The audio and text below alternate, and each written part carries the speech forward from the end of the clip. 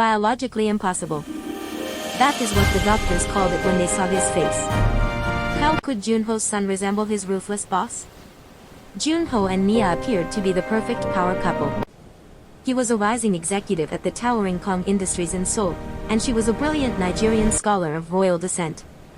Their life seemed enviable, filled with success and luxury, yet beneath the surface lay an invisible cage shaped by loyalty and fear.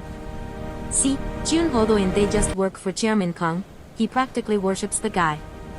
Every second of his day is spent trying to be the man the chairman wants him to be. It's not just a job, it's total obedience. The rules? Unspoken but clear, your life belongs to the company.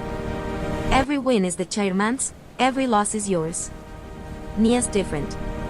She respects Korean culture, sure, but she don't fear the chairman like Joon-ho does. And that difference? It's what changes everything. When Nia was 6 months pregnant, she went to the chairman's annual dinner, her one and only chance to meet the man in person. Instead of greeting Joon-ho, the chairman's eyes locked onto Nia's belly. He placed his cold hand there, holding it longer than anyone expected, and said, in a voice colder than ice, "You will be a loyal asset." That moment shook everything. Nia's baby stopped moving for a whole day. Anxiety filled the air. Fast forward 3 months to the delivery room, but instead of joy, there was silence. A heavy, shocking silence. When Joon-ho looked at his newborn son, he didn't see himself. He didn't see Nia's family. What stared back at him was the unmistakable face of Chairman Kong, hooked nose, cold eyes, everything. "Kono is?" a voice cracked as he asked, "Who is he?" The timeline didn't add up. The chairman had only met Nia briefly 3 months before the birth. Yet the baby's face told a different story, one that defied everything science said was possible. Nia was trapped. Accused. Betrayed. But she was innocent. And what she discovered next? It was straight out of a sci-fi thriller. Digging through medical journals and hidden company files, Nia found whispers of a strange pattern, children of Kong Industries employees showing eerie family traits belonging to the chairman. And then, she stumbled on a dusty biology article that changed everything, epigenetics. This science showed how trauma, fear, and environment can actually rewrite the blueprint of life, turning genes on and off in ways DNA alone can't explain. This wasn't just biology. It was something far darker. Kono had spent 10 relentless years living under the ultimate mental pressure. And it wasn't just about worrying over his job. Imagine living every day with the fear that the chairman could erase your entire existence in a blink. That kind of stress floods your body with hormones, cortisol, to be exact. For Joon-ho, cortisol wasn't just something he heard about in science class, it was his daily reality. But this wasn't your typical stress.